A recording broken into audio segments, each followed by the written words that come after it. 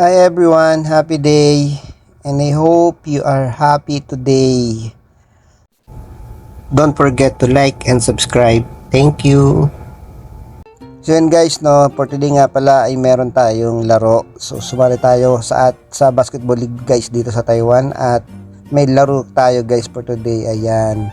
So kaya gumagayak tayo guys kasi magko-coach tayo sa ating laro ngayon at the same time maglalaro tayo. So playing coach tayo guys, no, for today sa ating first game, no. Unang laro natin guys dito sa sisimula pa lang ng Tropang Lubluban Basketball League Season 2. Dito yan sa amin sa Tainan.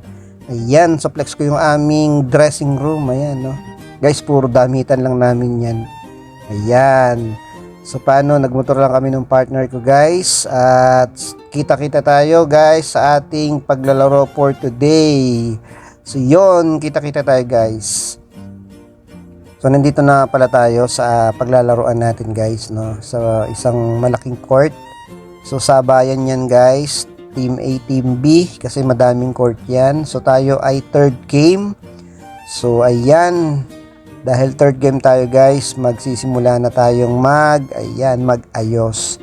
So for today nga pala guys ay 7 lang yung players ko ngayon guys, no. Bali 7 lang pala kami lahat kasama ako kasi may pasok yung ibang mga players ko tapos may nga importanteng lakad yung ibang players kaya ayun. Bali 7 lang kami for today, no. Kalaban namin diyan ang Pangasinan Heatwaves na naglalakihan at kumpletong mga manlalaro, di ba? So di ko alam paano gagawin ko diyan, mai-stress ako ngayon dito guys, no. Mukhang mapapalaban tayo. So ako kasi yung coach dito guys, at the same time mukhang mapapalaban tayo for today dahil wala akong mga players, no. So, pero anyway, okay lang. Enjoy tayo for today kasi sinali ko talaga yung mga katrabaho ko dito kasi puro ML na lang yung ginagawa nila, no. So, kaya para maiba naman, sinama ko sila dito sa ating palaro para kahit paano mag-enjoy, hindi puro ML, di ba? Mag-basketball din sila para ma-exercise naman.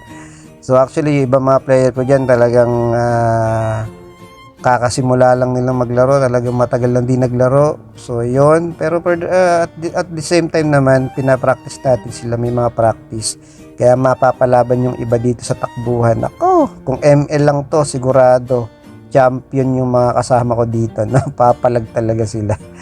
O di ba, sabi nga nung kasama ko diyan, papogian na lang ang labanan, o di ba. So yun guys, ganito dito sa Taiwan guys, no.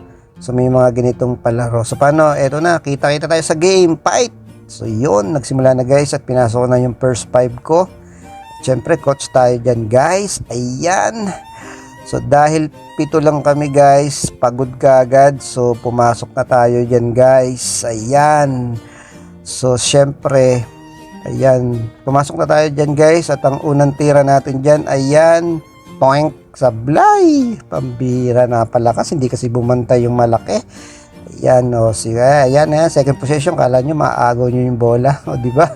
Di ko pinaagaw talaga yan, kaya lang sablay pa rin. Ako, mga pagod na yung mga players ko guys, pero syempre, di tayo papatalo. Ayan, o, di ba? Naka-score tayo guys. Bulldog tumagasa? Yes sir, super fun from Bulldog. So lumabas na ako dyan guys kasi kailangan makapokus at napagod na rin ako dyan guys. O diba? Nice! Tumira na tayo si Santi. Wait. Yes, Nice, sir. nice. 2 points. Oh, kuha, hawak lang. Hawak. 50 seconds.